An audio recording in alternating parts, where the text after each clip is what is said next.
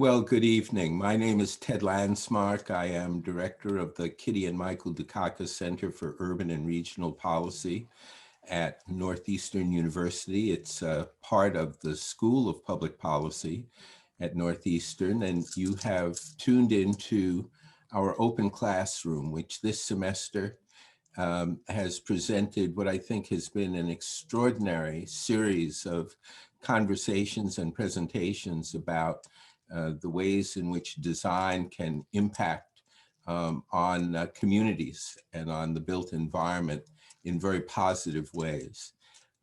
We've done this this semester in conjunction with the Rudy Bruner Foundation, and I'm going to turn the screen over to my colleague, Anne-Marie Lubenau, who will talk about tonight's presentation, and then we'll be back with a few additional remarks. Anne-Marie, you're on.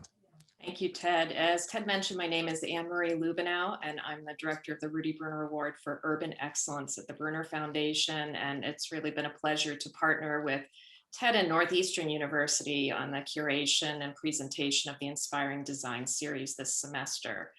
For those of you who are not familiar with us, the Rudy Bruner Award is a national urban design award that recognizes transformative places that contribute to the economic, environmental, and social vitality of American cities. And the award was created by Cambridge-based architect Simeon Bruner in 1986 to provide a platform for conversations like the ones we've had during this series about the process of placemaking and the role of architecture and design in the urban environment. And I'd like to thank our Rudy Bruner Award team and the Northeastern team and our speakers and all of you in the audience who've joined us from Northeastern, Boston, and beyond during this journey. And again, I want to recognize our partners, the Boston Society of Architects and Boston Society of Landscape Architects, for offering continuing education credits. So my colleague Kylie King will put a link in the chat box for you to submit your information. So tonight, as Ted mentioned, is our final session, and our plan is to focus on observations and lessons learned from the presentations and discussions over the course of the series. And throughout the series, we've really sought to explore how we create beautiful, just, and resilient places. And through the process, also address the issues that many American cities like Boston are wrestling with, including the impacts and the legacy of racism and segregation, growing socioeconomic disparity, and climate change.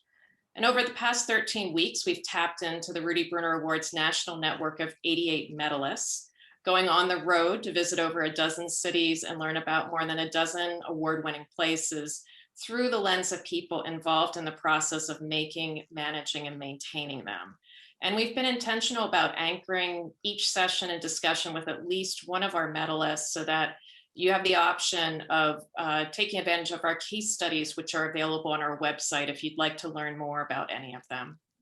We've also sought to offer a diversity of approaches, projects, and perspectives, including different cities and regions of the US, different types and scales of development, and different disciplines and practices. So not just talking with designers, but talking with developers, academics, advocates, artists, community members, mayors, and others. And to also think about how the different types of or elements of practices, whether it's design competitions or policy or publications, have an impact.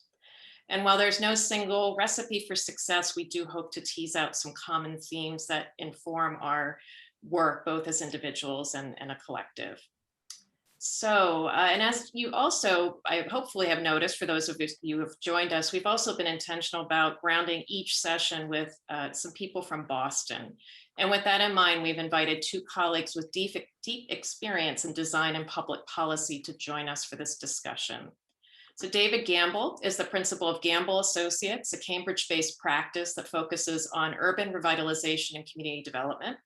He's also a lecturer and design critic in the Department of Urban Planning and Design at Harvard's Graduate School of Design, as well as chair of the American Institute of Architects Regional and Urban Design Committee. David is co-author of Rebuilding the American City, a book that looks at the catalytic effects of urban design and planning. And also he is putting together a book to which both Ted and I are contributing to, called Unconventional Conventions, a collection of essays from Boston-based educators and practitioners that reflect on ways to make the city more equitable, resilient, and beautiful. Also joining us tonight is Robert Deleo, who is the longest serving speaker of the Massachusetts House of Representatives, where he successfully led the state through economic crises, healthcare reform, and nation-leading gun safety laws. Under his leadership, Massachusetts invested billions of dollars in education, climate change, and economic development. He's also a Northeastern University graduate and is proud to be now serving his community in his new role as University Fellow for Public Life. So as I mentioned, tonight's intended to be a conversation, and Ted, as he has in so many of the other sessions, will help to guide us through that discussion. And also, as we've done in the past, we thought we'd kick it off with a couple of brief presentations. So I'll start by sharing a few thoughts or observations that I've gleaned from the series. I've had an opportunity over the past few months to distill some of the outcomes or lessons learned from these sessions into a series of posts from Metropolis Magazine. And also, we've also spent some time at the Rudy Bruner Award with our colleagues, gleaning ideas from the past 32 years of the award. And I've asked David to talk about his book, Unconventional Conventions, and some of the essays he's curated as a way to sort of provide the context for Boston. And then we've asked Robert to offer his insight from extensive experience in state and local government. And then we'll go to question and answers and with the audience. So please use the Q&A box to submit your questions as you have in the past. So a few thoughts about what we've talked about in these sessions. We have at the Rudy Bruner Award really approached urban design from the framework of urban excellence, rather than thinking about it as a prescription, as an inquiry and conversation, and the idea that design is a process that takes into consideration more than the physical product and more than the designer. But as one of my colleagues says, it's really, sort of a team sport. And over the years, we've identified a series of kind of common attributes among our 88 winners, and that includes the role of vision and leadership, collaborative partnerships, engaging community, anchoring in place, and leveraging design. And as I thought about some of the ideas that I've gleaned from our conversations over the past 13 sessions, I really found them falling into those buckets. So I thought I'd talk about those tonight just as a point of departure.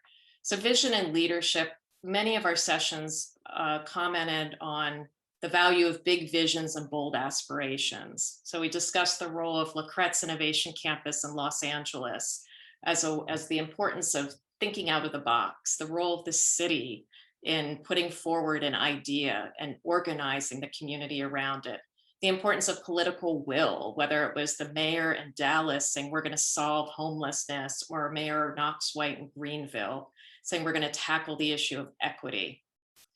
There's also the idea of the need for systematic change to address big challenges, be it climate change or equity, the importance of building systems, as Roseanne Haggerty from Community Solutions talked about, and the importance of building a team that works together. Also, Renee Loth talked about the role of advocacy being a long game, that these, to really make big change, takes time and sustained effort. And the idea that big challenges or addressing big challenges takes more than just big projects, but really a balance of large, mid, and small scale actions. So last week, Maurice Cox talked about what's happening in Chicago and Mayor Lightfoot's efforts to focus on neighborhoods. And as Maurice said so eloquently, downtown is the heart of the city, but the neighborhoods are its soul. And then the issue of addressing gentrification and displacement, which are just such big issues for all of our cities, and the different approaches that places are taking, whether it's the city of Greenville and Unity Park, or as Dan Adams commented, the need for pre-planning to address or anticipate the problems. Another major theme is the value of collaborative partnerships, that no one of these places happened through the effort of one single party. And they often involve in some way and in different capacities the private sector. So in the case of Lacrette's Innovation Campus, the city of Los Angeles, or the city of Greenville, helping to address issues of equity. And I mentioned Mayor Lightfoot's efforts in Chicago. Also, the idea of leveraging talent and resources from public and private institutions. Jason Schupak spoke quite eloquently about the role of Arizona State University in creative placemaking, and Yoakum and Tulane University's Albert and Tina Small Center for Collaborative Design talked about the role of making Parasite Park happen. We heard recently, a couple weeks ago, about tapping the creativity of artists and also leveraging the skills of the private sector, whether it's architects and design competitions in New York or the Rice Design Alliance in Houston. Engaging community in many ways, we're actually just talking as we were getting ready to go live, has really been central to all of these projects. And we heard about the importance of building social infrastructure and capital. Larry Kearns talked about the importance of generative projects that create benefits for people, planet, and profit. The idea of social capital being a structural asset, something John Cleveland mentioned. And there are several people who talked about the role of landscape as being a way of building social infrastructure. Community engaged design has been a thread. We heard from, again, the small center at Tulane and the role of public programming outreach being just as important as the physical design work. And the idea of thinking about building infrastructure that can last, building capacity, coalitions, and organizations. And the value and impact of co-creation. So the idea that these projects are part of a collective effort rather than just the product of a designer. The importance of relationships and trust. We heard Deborah Martin mention the idea that inclusion equals respect, and the importance of humility and empathy, particularly for designers as we work through these issues. And then one of our recent presentations, Daniel Hernandez talked about the role of memory. So this idea of anchoring in place. This is something that Carolyn Crockett, our very first speaker, talked about, that too often the role of history is not something that's brought to the understanding of place and design. But as we've heard, so much of our existing inequities can be traced to the legacy of segregation and environmental injustice in our cities. We also heard from Wandy Pascal about, and actually Brian Phillips too, about the value of vernacular architecture, how we can look towards existing models in our communities for inspiration for tackling current challenges. And of course, the grappling with the complex history, including embedded inequities and the importance of unearthing and sharing stories. And then finally, and this is, again, what our series has been about, is how we leverage design. And it was actually one of our first sessions when we heard about Crosstown Concourse in Memphis, the power of design thinking in so many ways. So design as an expression of intention, desire, and possibility, as Carolyn Crockett mentioned, thinking of building as both a noun and a verb. Todd Richardson, one of the developers of Crosstown Concourse, has described it that way. The idea that architecture is a tool to inspire people and make lives better. And then, as Renee Loth mentioned, that architecture is really a lens through which we can view our broader culture. So I think it's one of the reasons design is so compelling. And then the idea of, or the importance of creating places and environments to foster creativity, collaboration, and innovation, places that connect people. So the idea of the creative placemaking framework that Jason Schupak and Maria Rosario Gonzalez introduced, the idea that arts, culture, and design speak to people and offer small ways of connecting and respecting that are important to our work. The idea of La Crette's Innovation Campus being a place where community, government, and entrepreneurship come together. A place that, the importance of creating places with shared cultures, but ultimately the idea that placemaking is about people, that innovation happens through the mixing of community, and that innovation happens via collaboration. So I think, as I reflect on the series, I think that's one of the really important ideas that I take away from this process, and one of another reason why we were so excited to partner with Northeastern and the Myra Kraft Open Classroom. So with that, I'm going to now turn it over to David to talk a little bit about the context of Boston. Thanks so much, Anne Marie. Can you hear me okay? Great. Well, I really appreciate the invitation, Kylie and Anne-Marie and Ted. Robert, it's great to see you.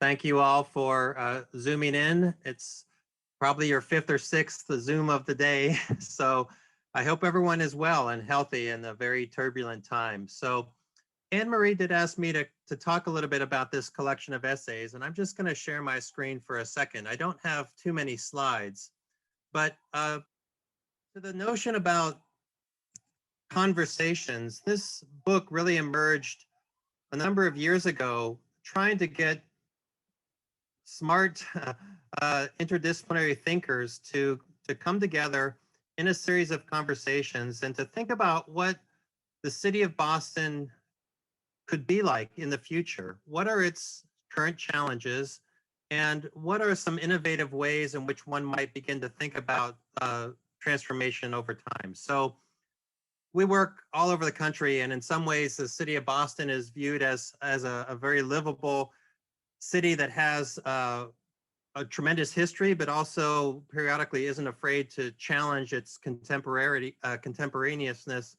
And it's that tension between new and old, which I think is one of the enduring characteristics. But there's lots of problems as well. And the essays are intended to try to highlight what those challenges are, which deal with resiliency, with affordability, with mobility, with industry and public health. And the city likes to think of itself through all of these superlatives, and yet in many ways, Boston suffers and it's struggling to embrace these issues that are quite systemic. And the essays, therefore, are intentionally interdisciplinary. So they do view a particular topic through a specific lens. But the thrust and the commonality of the essays is that actually so many of these issues are interrelated, just as Anne-Marie said. So I'm not going to go through each essay in detail, but I did want to give a brief overview to give you a sense of the flavor of these essays, and also to give you a sense of who's talking about these themes. So Antonio Rossetti, Rosalind Negron, and Rebecca Hurst at UMass, who is also the publisher of the book, are talking about resiliency, but not in a way in which one might think, which is hard infrastructure that's guarding against sea level rise. They're actually thinking about social resiliency. And in fact, the intersection between social resiliency and climate resiliency, and how the networks of individuals, the partnerships and the collaborations actually enable transformation to occur. And they do that through their research looking at East Boston. And I think Robert Deleo will talk a little bit about East Boston. Boston has severe affordability issues, as we all know. And Tamara Roy, who's an architect, is talking about compact living. And once again, why is affordable housing so difficult to develop in the city? And why must it continue to be so? And what are some of the policy, design, process changes that might actually make compact living more affordable, more viable, especially in relationship to transportation? So what are some of those policy hurdles, and what are some of the innovative design implications that can overcome that challenge? Matt Kiefer, land use attorney and a colleague of mine at Graduate School of Design, is talking about the way in which over time we've really cobbled together zoning as a way to try to anticipate growth. And in fact, it's been cobbled together so much that this patchwork of decision making has actually hindered the ability of development to happen in a way that's transformative and equitable. And so his essay begins to challenge the notion about cobbling together changes over time, a century of fixes, as he says, and rather think about what would zoning look like if we started from scratch. And in fact, the common theme through all the essays is to try to have a little distance from the current condition. And if one were to read the book 30 years from now, what are some of the insights that were gleaned at this real tipping point that the city is experiencing, given the amount of growth that's occurring and the amount of tensions that exist? So all of the essays are really trying to balance a reading of the current existing condition with a broader view of transformation over time. As Anne-Marie just articulated in urban excellence, as cities increasingly compete for talent, how can Boston cultivate a civic design culture that's as innovative, entrepreneurial, and world-renowned as its healthcare, education, and technology sectors? So really trying to inculcate this sense of design excellence in policy and in decision-making capacity. It's always bothered me a little bit that the city doesn't have a really robust community design center it used to through the BSA that might help cultivate that conversation. And in fact, this series is really doing that, I think, in a very effective way, and I'm happy to be a part of it. Ellis Brown and Michelle Danila are looking at multimodal transportation and how does Boston introduce other measures to improve transportation as the urban population increases and the public transportation systems offer little opportunities for adding capacity. They talk about that we often measure the wrong things. If you are looking at a development proposal, it gets evaluated based upon levels of service for that arterial street or the impacts of the amount of time it might take at a stoplight in order to address the congestion of that site. And in fact, we need to measure different things, throughputs in terms of public transportation that might actually be a more effective way to decide about where resources get allocated in terms of mobility. Anne-Marie mentioned Dan Adams and Marie Law Adams, who are really trying to address the notion that so much of our waterfronts are being redeveloped in terms of mixed use or high-end luxury housing. And that continues to put industry farther and farther afield, which has other impacts for transportation and congestion. And they talk about this productive tension that can exist between current industry and other uses where the allure of industry, given the fact that it's changing, might actually be something that draws people closer to it. So one doesn't have to think in terms of binaries, industry or other development, but rather how can they begin to commingle? And their practice landing studio, I think, has done a number of very effective examples of how to do that. Andreas Svetzuk, who teaches at MIT, is thinking not just about the core, this deals with the theme of regionalism, but the value of this hub and spoke transportation system in the city of Boston and the way in which the gateway cities are actually well positioned for more multimodal development, the transit-oriented development at these key nodes. And that one really tries to think about leveraging the possibility of the transportation system within the broader region. So there's basically 12 essays and we have more than 24 authors, and I've been struggling, frankly, over the past year to make sure that we get a range of voices, diversity in the conversations, and it's really the intersection of these topics as the book gets launched in the different neighborhoods where the intersection of the issues are so pronounced. So as an example, in East Boston, it might be zoning, affordability, and resiliency that are most pronounced. And we'll be having a series of conversations in organizations who are rooted in the community, to Anne-Marie's point about the need for community conversation. So that's really how we see this playing out. Most of the essays are in their final drafts, and the book will probably be out in about a year. So we do have a little bit of time with COVID. That's the excuse I've been using for those authors who are here. I see Anne-Marie and Ted smiling, but we're anxious to get it out in the public conversation. And Ted's essay actually deals very much with this notion of a systems approach, that policy, financing, environment, and society, as it relates to social justice, are so closely intertwined. And how can one look at from a policy level to bring them in closer alignment and effectuate more positive change? In full disclosure, the notion of public health was not even on my radar a year and a half ago. It wasn't a theme that we had as in an essay.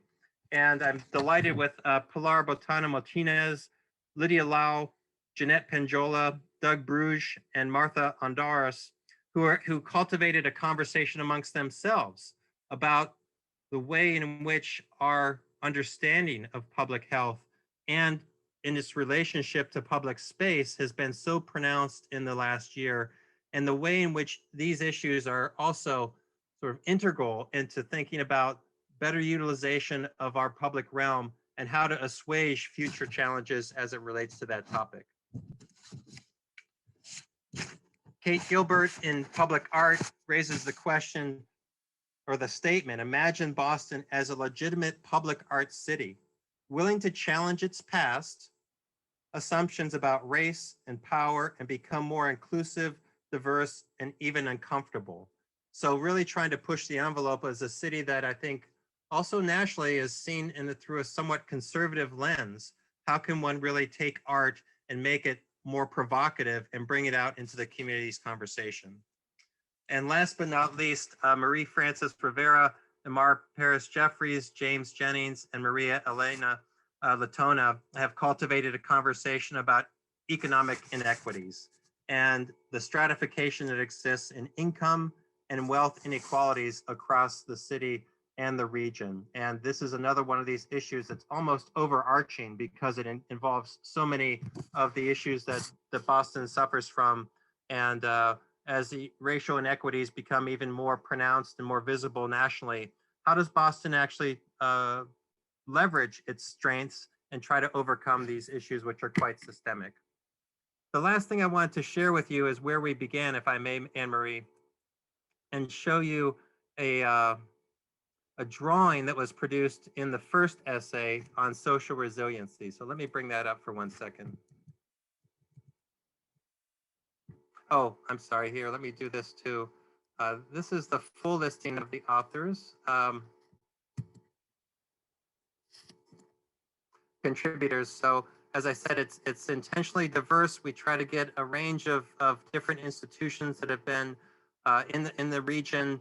And essentially, when we bring these out into the community conversations with the book launch, hopefully we can leverage your collective experience about where to do these presentations and conversations which are most effective. Now, if I can just show you one more thing here. This was quite a surprise to me. This was a drawing, and here you can see it's still in draft form, but the social resiliency essay that Antonio and Rosalind and Rebecca put together basically filtered relationships through a computer-generated program. And what's fascinating is this is a better paradigm about both the essays and maybe even Boston's strengths, which is all about the networks between individuals, between public and private, between races and class. And it's a rather abstract image, and I don't want to go into too much detail about it, other than to say it's really the intersection of the issues and it's the intersection of the partnerships, which I think will help better position the city over time. And with that, I'll stop sharing, and I'm happy to talk more about them, but I'm really thrilled about the contributions and delighted to continue the conversation. That's great. And I'm going to ask our new colleague at Northeastern, Bob Deleo, to talk a bit about some of the intersections that exist between and across governmental agencies and entities, and also to focus a bit on a project which I think in many respects represents the future of design and development and building within the greater Boston area, and that is the redevelopment of the Suffolk Downs racetrack in East Boston. And not everyone knows that particular site, but we're dealing with an abandoned racetrack. It's been unused for a decade. It's located on the flight path to Logan Airport. By public transportation, it's only about 10 minutes from downtown Boston. It's surrounded on one side by oil tanks and on the other side by marshland and basically by the ocean. And it is in a working class community that has long been underinvested in, but which is now seeing a boom that could lead to very negative elements of gentrification and displacement of long-term residents and of businesses. So I'm hoping that he'll touch upon those in his comments. And so let me turn the screen over to Bob Deleo. Bob, you're on. Thank you very much, Ted, and I hope I can be half as interesting as the previous speakers, Anne Marie, and I want to thank her for putting this together, and Kylie, of course, and David, who's fascinating in his remarks, and it's always great to join one of my new colleagues, Ted Landsmark, a well-respected gentleman throughout the Commonwealth. I'm here to talk a little bit about the political process, I guess you would say, in terms of many of these projects. And one of the things that I think that a designer or architect or whoever is putting a project together is to build a consensus through these various stakeholders and public groups that are out there. Politically, obviously, you have to deal or will be dealing with the mayor, maybe some of his commissioners that he may have. I think the district councilor plays a very important role. The various boards that may be in that particular community. Your state representative from that community, your state senator from the community that's affected. And I looked at Suffolk Downs, because I grew up in a portion of my life in East Boston, actually, before moving on to, made the big move to Winthrop, which is obviously connected or adjacent to East Boston.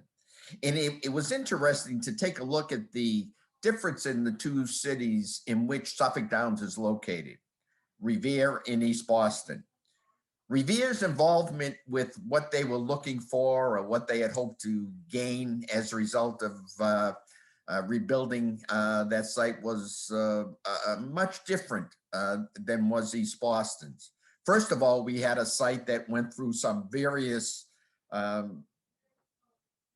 ideas in terms of what was going to go there, from a casino and a hotel and whatnot, to Amazon, building some of their East Coast headquarters and other facilities at the site. And finally, what seemed to gain the most traction, shall I say, was the present site, was the present idea right now, in terms of almost, I think, turning it into a Assembly Square type of facility as well. But Revere's going through this process seemed to be, shall I say, a lot easier. And in representing the city, I can say that because I would be in contact with the mayor, the councilors, the residents, and I didn't get much negative feedback at all in terms of the plans for Suffolk Downs. Maybe a tweak here and there, but not a whole lot of problems. And I have to say that the developer had a lot to do with that because of the ongoing discussions that he had with the public officials, with the, I think at least once every 2-3 weeks, meetings with the residents of the area to answer their particular questions that they may have or what they would like to see.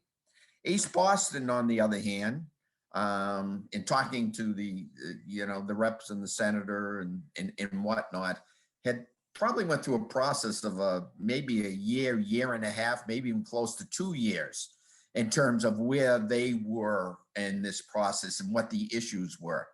Now, it's a different type of dynamic in East Boston. First of all, obviously, the major portion of the plan takes place in East Boston. But beyond that, you have a number of different groups in East Boston, okay?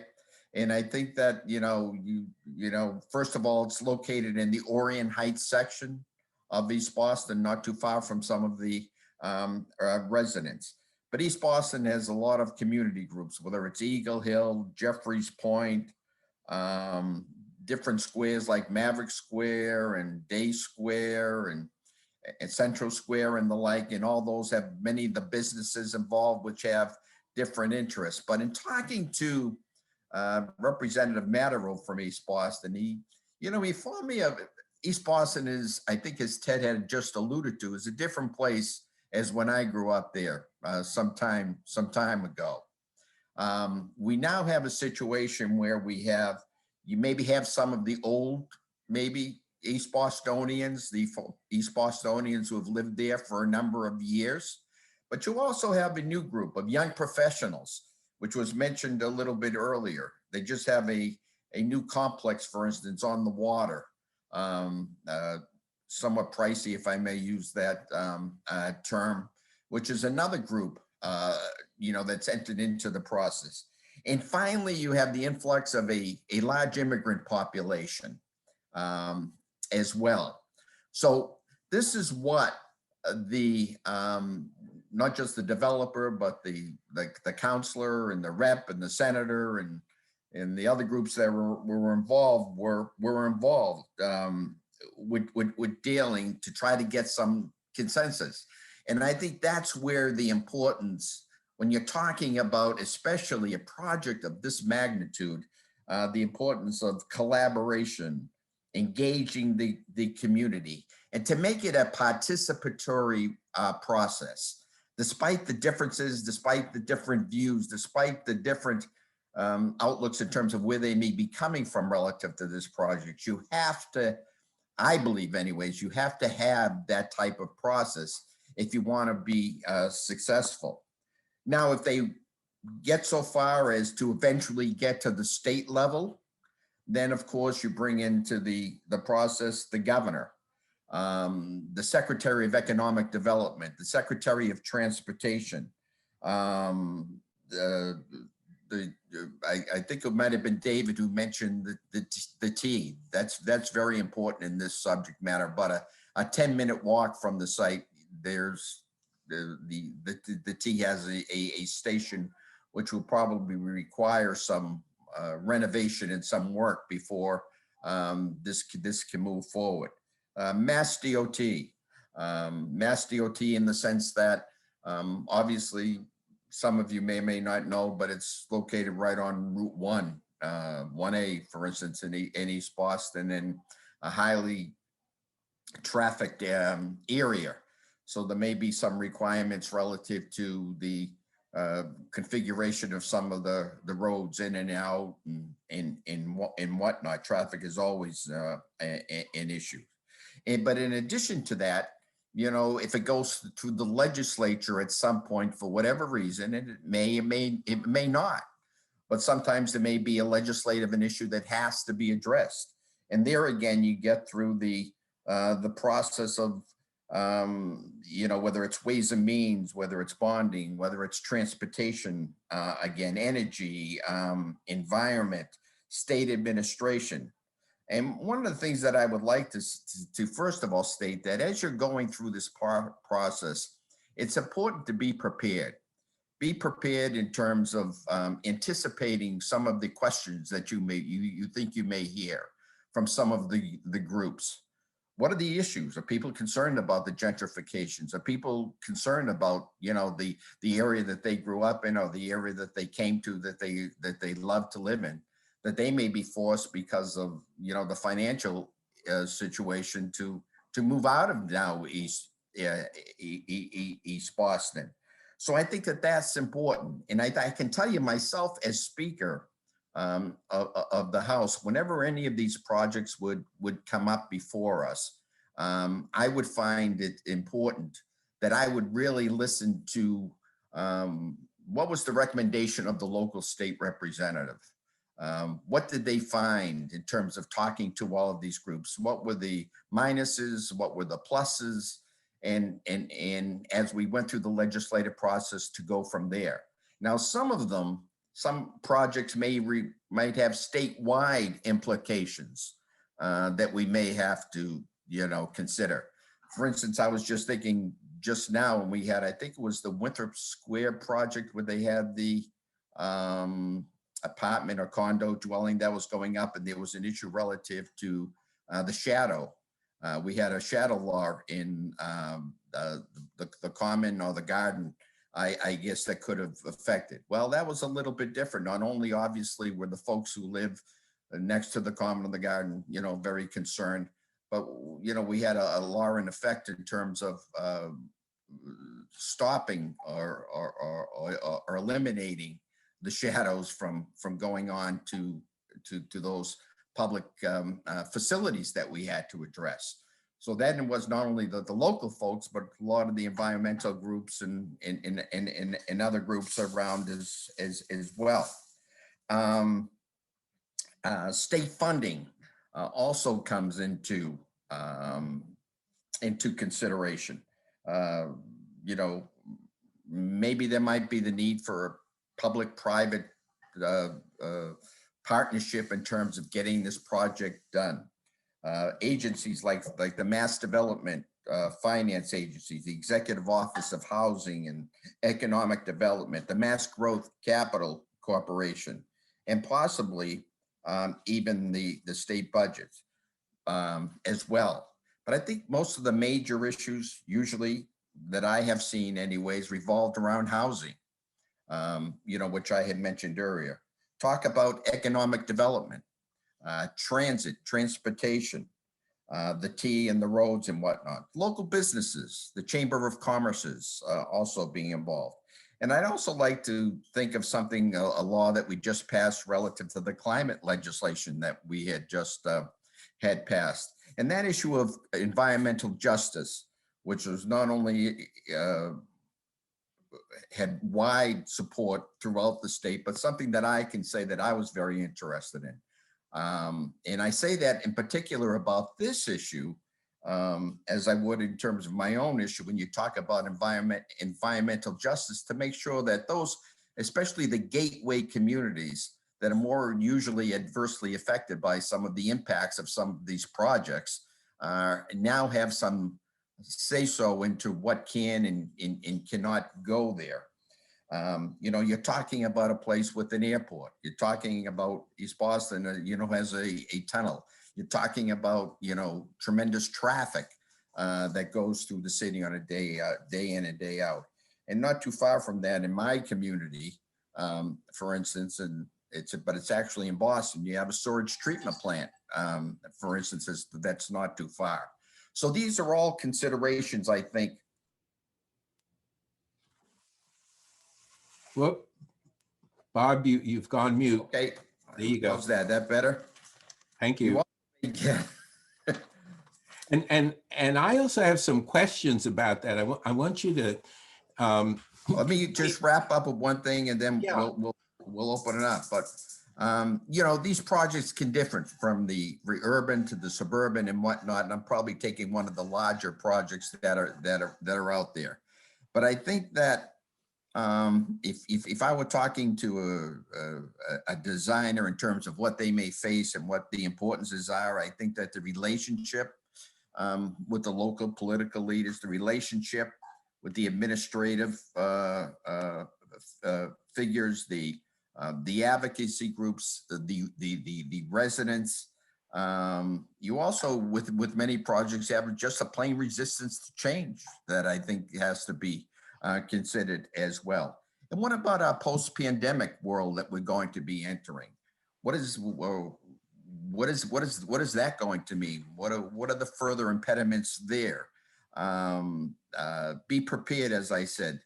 Most importantly, direct community outreach, I think, is probably one of the most important things. And when you talk about intelligent design, I think you want intelligent design that incorporates community resilience. I think that David might have mentioned earlier. When I think of resilience, I think about the fact about what happens during the one of our storms, in terms of, especially when we're talking about global warming, and we saw in the streets we now had about a foot of water, but there's a different kinds of resilience as well. Something that's going to facilitate economic growth and works with existing projects that will yield a better outcome for the public that we're, that we are dealing with. So with that, I try to cut down my notes a little bit to open it up into any questions or concerns that folks may have. And Ted, as usual, thank you for the opportunity to speak a little bit about this subject. Well, I'm going to ask a broad question of presenters and audience who can weigh in through the chat box and through the Q&A box, and we'll try to get to as many of the questions and comments as possible. But we seem to be at a crucial pivot point in American history and in design history and in building history. And by that, I mean, what COVID has done, among other things, has been to give all of us at least a brief pause, a number of months during which time we could think about both what has worked and what hasn't worked in terms of design and building and community capacity building in recent years, and then to think forward about what we'd like to see happen into the future.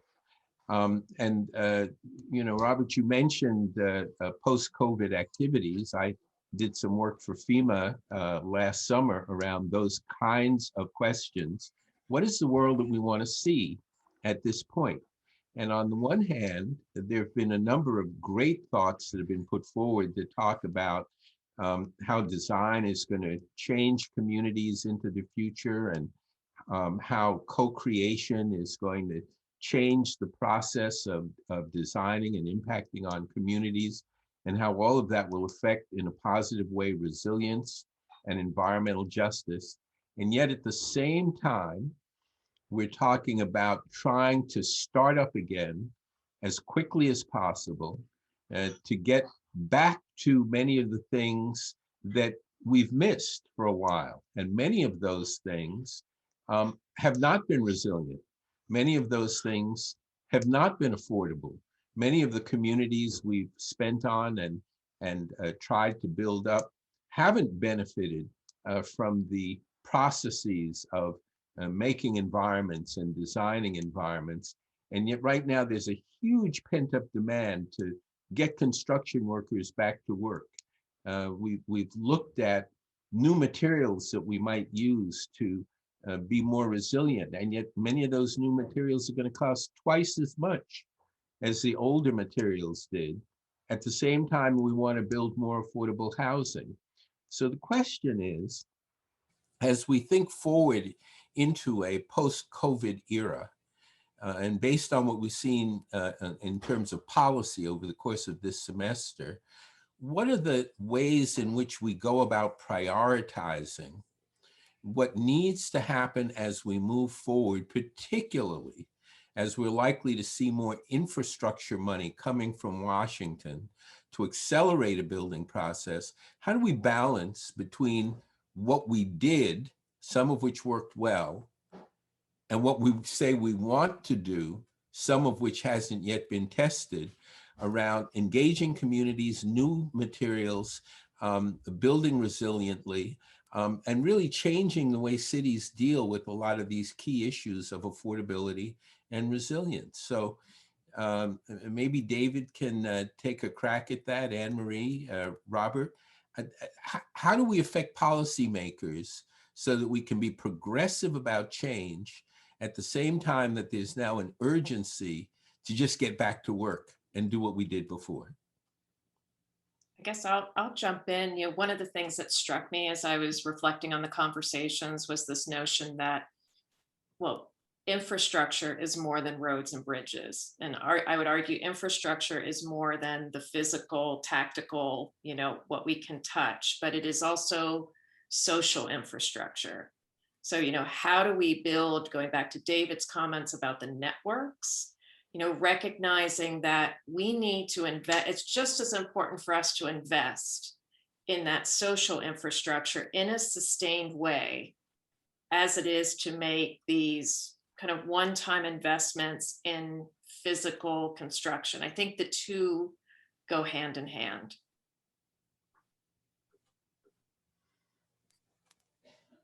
David?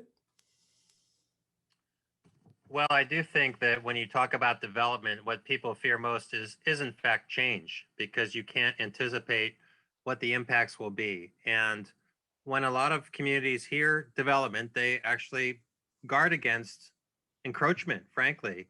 And usually the benefits are diffuse in general. Affordable housing that you could say is certainly something most people would agree is should be we should do more of, but the impacts tend to be local and specific.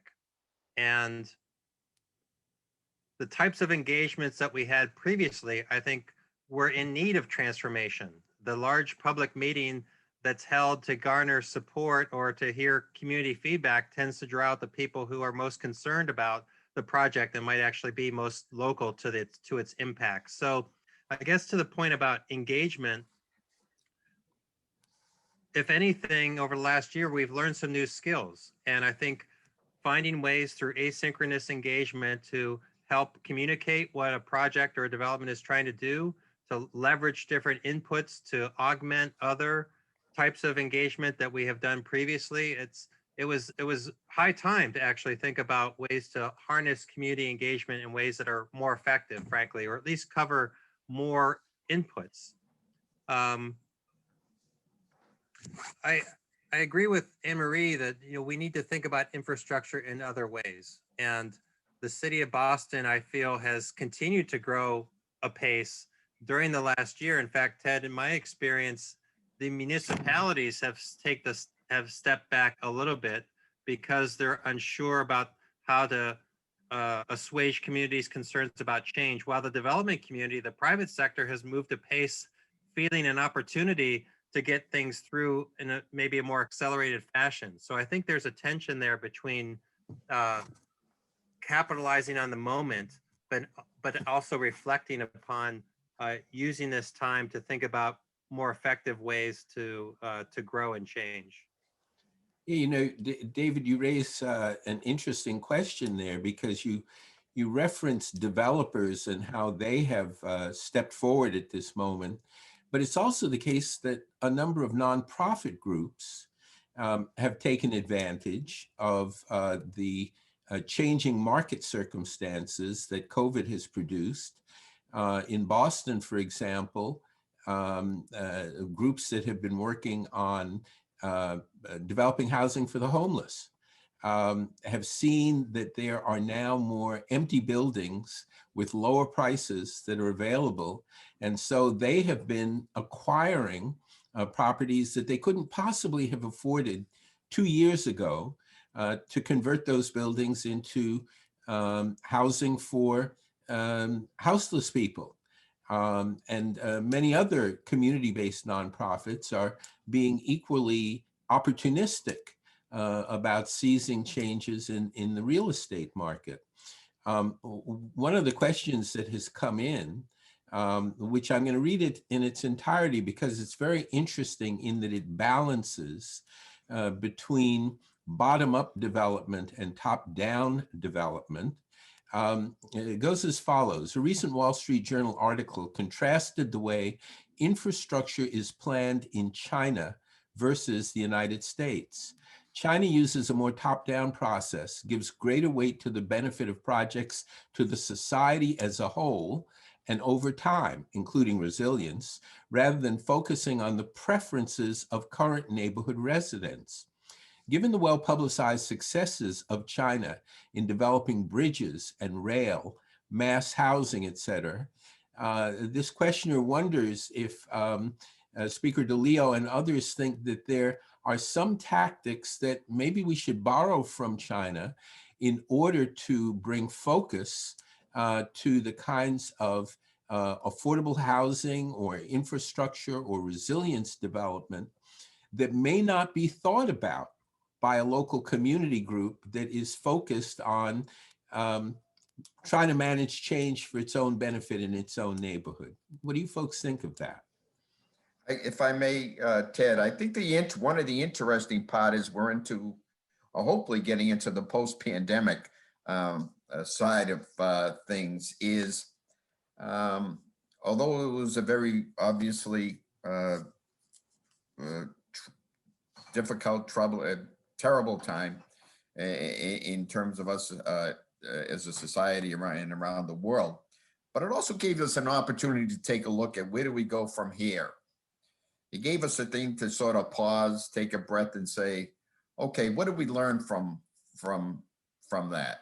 Obviously, I think we learned a lot relative to our health community and our health care. I think one of the things was, talking about telehealth, which now looks like it's something that maybe we should have taken a look at earlier, and this forced us to do so.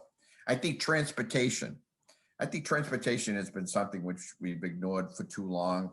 I had filed a bill last year, and 2 weeks later, the pandemic hit, and that sort of took care of that. But it did pass the House. But let's take a look in terms of what we're doing about public transportation, because these issues are still going to come back, and this gives us the opportunity, while we are in a pause mode, to take a look at our transportation, our roads and bridges, not only here in Boston but throughout the state as well. Let's take a look at RT in terms of what it does provide.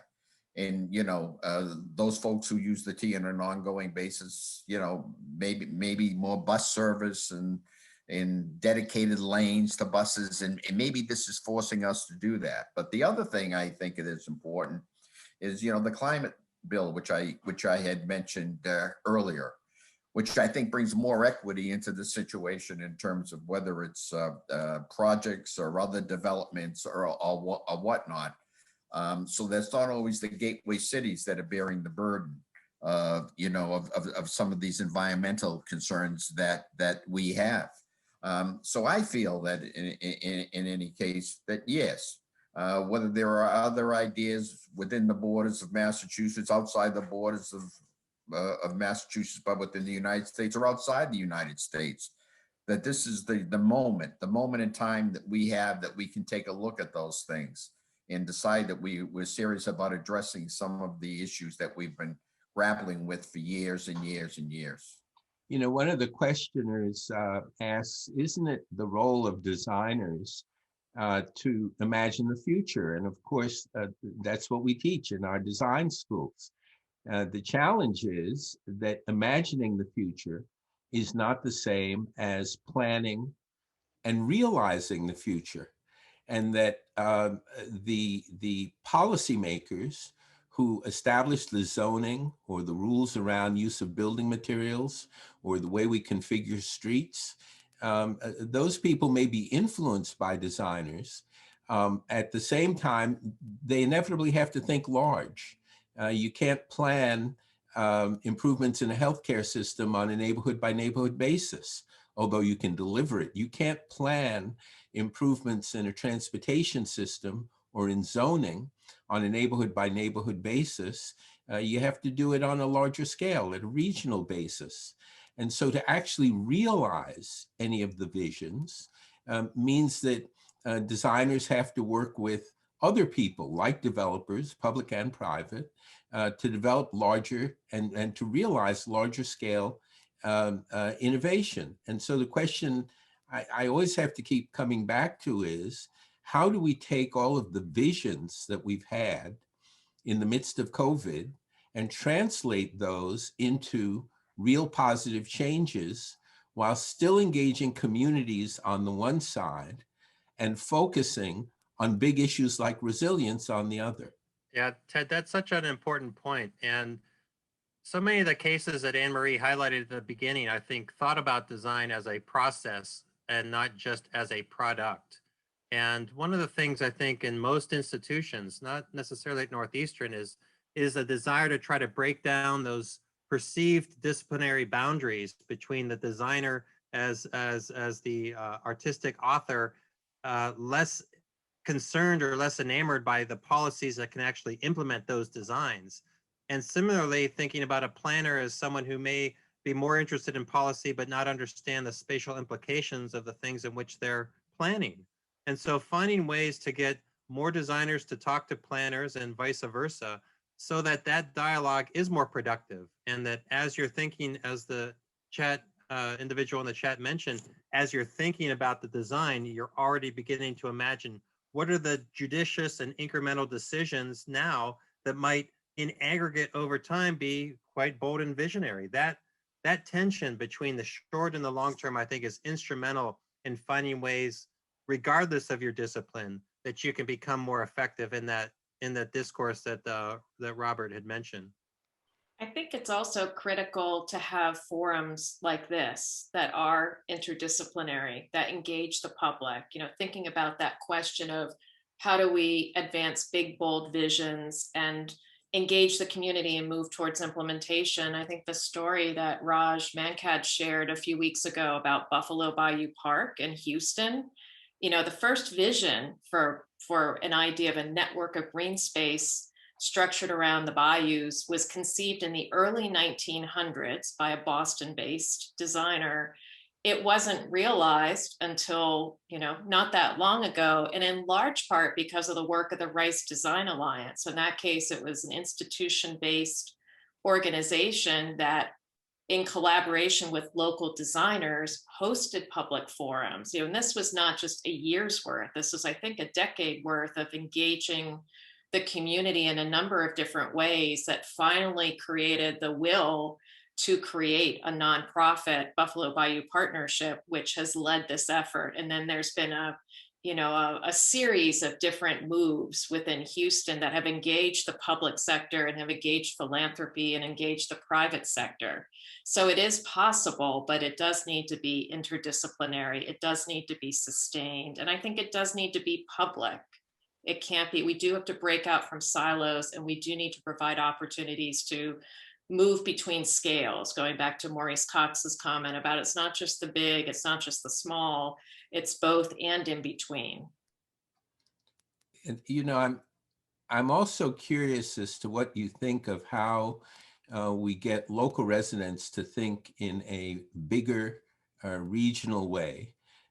It has struck me increasingly that if a so-called underserved community, a Black or brown community, for example, in Boston, decides to stand up against a large developer who may want to put a development in the neighborhood that is bigger than what has been there before and has commercial implications, we celebrate that local community for standing up for its rights and being a part of environmental justice. If a white suburban community does exactly the same thing, saying we don't want a large developer coming into our community to develop something that might be out of scale with the existing community, we criticize that community and say, oh, that's just NIMBYism. They're trying to prevent change and to keep change out.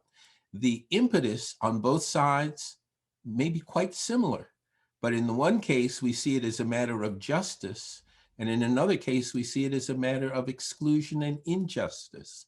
So how do we get people to think more in a regional sense about how all communities can interact with each other in ways where affordable housing shows up in places where it might not have been, and commercial development shows up in areas where that might not have been, but all of the communities in a larger scale sense benefit from a planned and unified sense of development?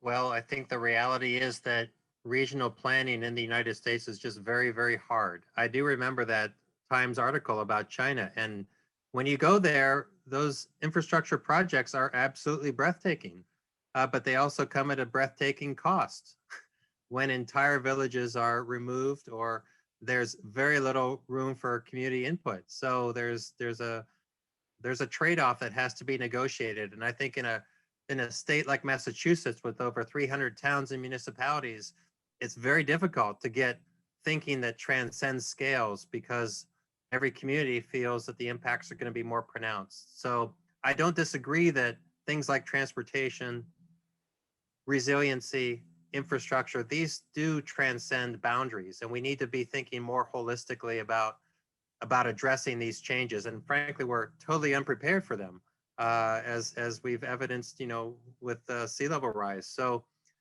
it's hopefully there are ways that we can begin to draw these relationships between the suburbs, the ex-urban, the rural and the urbanized areas. And maybe if there's any, again, if there's any silver lining about the pandemic, it's that maybe not everyone has to be in the urban center. Maybe there's an opportunity to invest more in these outlying areas if there's transportation options, because it's the quality of life and the remote working that will draw people there. So there is a bit of an inversion that's happening, whereby people realize they may not need to be directly on the red line as I am here in my office.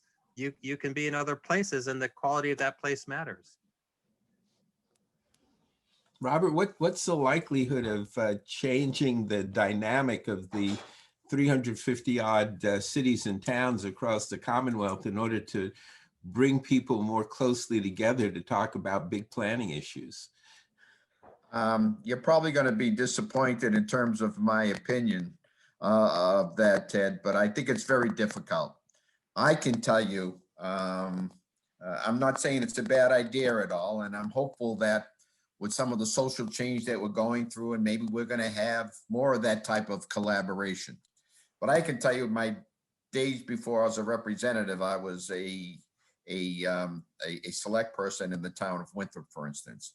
And we were talking about Proposition 2.5 coming in to being. And one of my ideas was the importance of regionalization. Now, we have seen a little bit more regionalization than we ever have. For instance, Winthrop, Revere, and Chelsea, and maybe East Boston, maybe not. So we are seeing more of that.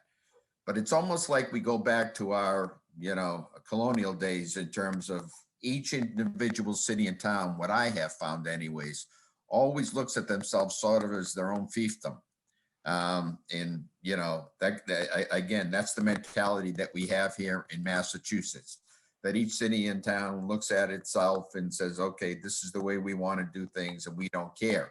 I can remember, just trying to get Winthrop and Revere to talk about the importance of buying products together to save funds. And you thought I was talking about them when they play each other on Thanksgiving Day, trying to get them to talk them into buying pencils or paper or whatnot together. So what you're bringing up, quite frankly, is something which I saw here at local government. I see it, very clearly, and I saw it very clearly, I should say, as speaker and as a state representative at the state level as well. But I would give you an A for effort that if we can start to think more regionally as opposed to just within the confines of our own community.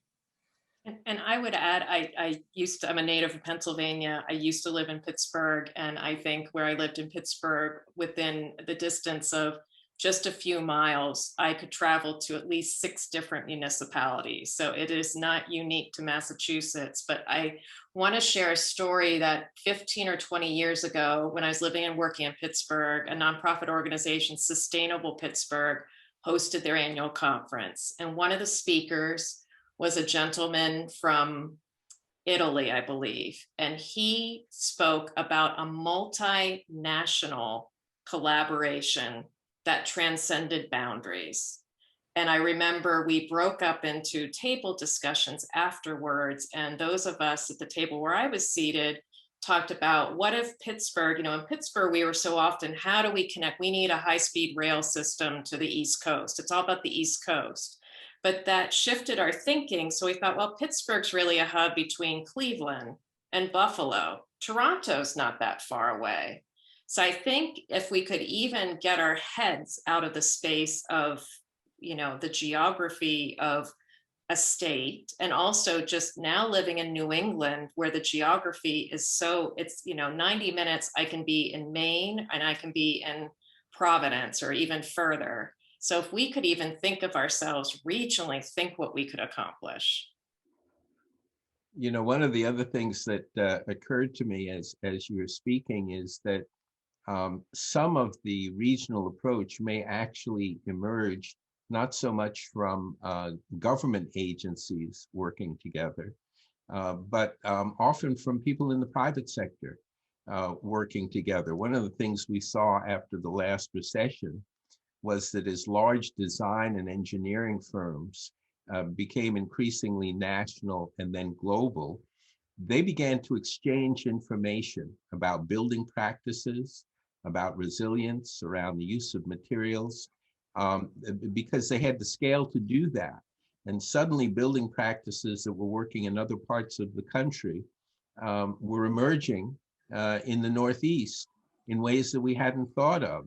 But that innovation transfer was actually taking place through a private sector firm or multiple private sector design firms rather than through conferences or governmental action. So let me go back to you, Anne-Marie, as we wind down today's session. For you, what are the priorities that you saw emerging over the course of this semester around some of the things that the greater Boston area could learn from elsewhere in the country? I'll throw out one. One is what we saw in several instances where abandoned buildings, such as the project in Memphis, were turned into real community centers with schools and employment generators and healthcare going into the same place and kind of reconfiguring what had been a commercial building into a real community serving space. And that development was driven by local people and not so much by a big, large scale developer. So what are the other kinds of takeaways that you would see being applied across New England based upon what we've seen over the course of this semester? I think a few, this idea of how do we leverage some of the resources for which Boston and our region are known. So we have major institutions like our universities. How can we tap that while at the same time doing it in a community generated way? I think that's an opportunity that I don't necessarily have an immediate proposal for, but that's one of the reasons why we framed a session around university community partnerships. I think also the idea of the technology. I found the La Cretz Innovation Campus in Los Angeles to be incredibly compelling because frankly, until we went out to visit that project, Los Angeles wasn't one of the first cities that came to mind as being kind of a leader as a sustainable city. And I just read something today about Mayor Garcetti's discussion about that city is on track to meet, its carbon neutral goals in the not too distant future. So I think, Boston has so many reasons to be proud of its innovative history that I think it's really an opportunity to think about how we position ourselves for the future. But I think most importantly, coming back to this idea of community engagement, that how do we create forums to engage and empower all of our community as we think about the city we want to be? How do we create places that enable people to participate in different ways, whether it's sitting in on a forum like this, being part of a small gathering, being part of a public program like the city did with artists as part of the Boston Creates process. So that's what I would hope we can do, and particularly now, given what we've been learning from COVID and the opportunities it's presented. And from a design, you hit on a good subject, Ted. Also, in terms of businesses, I think if I may, because that was something. When I formerly served as speaker, is something that I tried to begin here in Massachusetts. What I saw was, as I would travel throughout the state, the unemployment rate was a whole lot different than it was in the greater Boston area. The cost of land and homes was a whole lot different than it was in the Boston area. So I saw an opportunity that we could have. And I brought some of the folks from the Greater Boston Chamber of Commerce out to the Springfield Chamber of Commerce and beyond to Berkshire's, and brought them go back and forth to decide how they can do their businesses. Because what I saw when I would talk to some of the major businesses, they would not only not stay in Massachusetts, sometimes they go to another state, sometimes they would go internationally if they wanted to grow or whatnot. And I said, you could get the same manufacturing, you could get the same workers if you just went a little bit further west than just the Boston area.